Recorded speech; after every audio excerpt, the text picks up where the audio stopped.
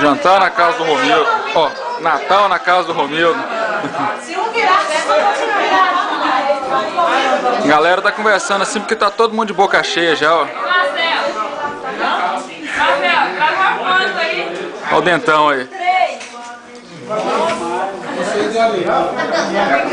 Ô, gordo.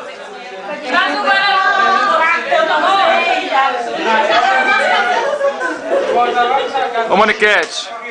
Baixa renda. A dona da casa ali, ó. Falaram que ela não vinha, olha aí, ó. Ô, Bocão. Ô, Bocão, eles falaram que você parou de comer ali porque o dente doeu, né? Ó, cabelo. Olha lá o Matheus. Um refrigerante aí de 2 litros. Faz um favor. Ah, tô filmando, hein? Ô, Puguinho. Jogar esse no YouTube, você vai ver, tá, o macaco?